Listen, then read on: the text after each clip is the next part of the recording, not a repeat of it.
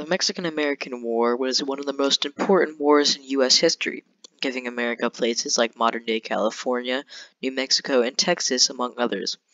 While being very important to U.S. and Mexican history, not many people even know the war happened. And so, in this video, I'm going to go over the Mexican-American War, what happened in it, and its effects into the mid-19th century. In the year 1821, Mexico gained its independence from Spain and became its own sovereign nation.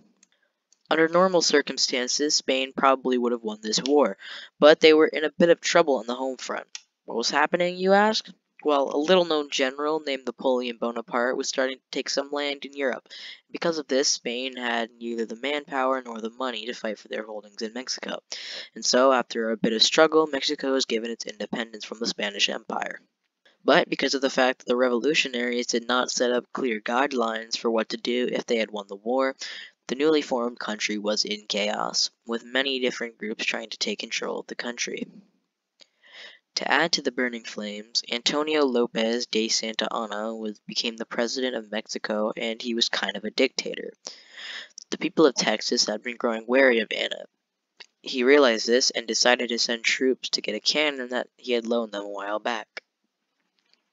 The Texans quite literally said, "Come and get it," and so, in the year 1836, Texas declared its independence from Mexico. After some fighting, Mexico was forced to retreat from Texas in the same year. Even though they had lost the war, Mexico still saw Texas as part of its territory and told the U.S. to back off. The newly formed Texas asked to join the U.S., but America declined the offer because of the political tension that would be caused by bringing in another slave state.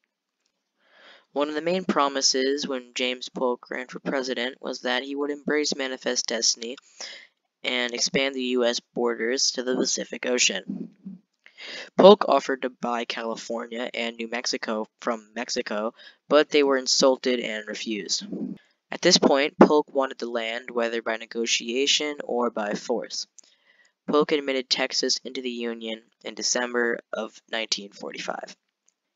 He was hoping that this would spark a war between the two countries. Even though Mexico had talked a big talk about Texas being theirs, they didn't do anything to stop the U.S.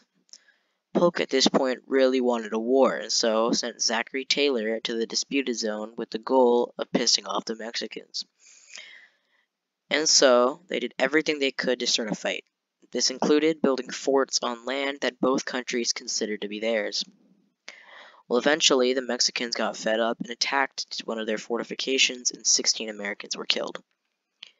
The group's leading officer, Zachary Taylor, sent a note to the president that said, "Hostilities may now be considered to have commenced." In 1846, the U.S. declared war on Mexico, starting what we now know as the Mexican-American War. The Whig Party heavily opposed this war, though, seeing it as an unprovoked attack. One of the Whigs consisted of a man you've probably never heard of, who had a very small role in U.S. politics, Abraham Lincoln. From a purely statistical standpoint, the Mexicans should have won. Their cavalry was unmatched at the time, and they had the numerical advantage. But fate had other plans, and the Mexicans charged in, and were immediately shredded to pieces by the U.S. artillery. They were forced to retreat soon after. This would set the tone for the entire war. While we look back on it now and think that Mexico's loss in the war was caused by weakness or outdated technology, it was really caused by the internal chaos in the Mexican government that we talked about earlier. If the Mexicans had mustered together a big enough force, they probably could have beaten America, but a lot of the people in power in Mexico only cared about their own gain rather than the good of the country.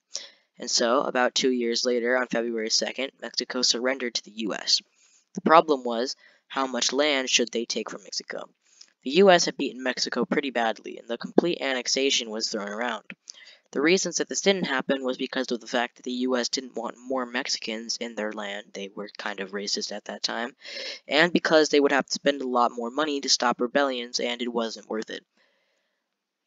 In conclusion, the Mexican-American War was great in terms of territory for the U.S., but devastating for Mexico.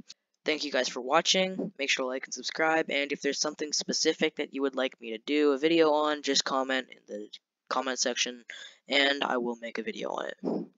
Peace.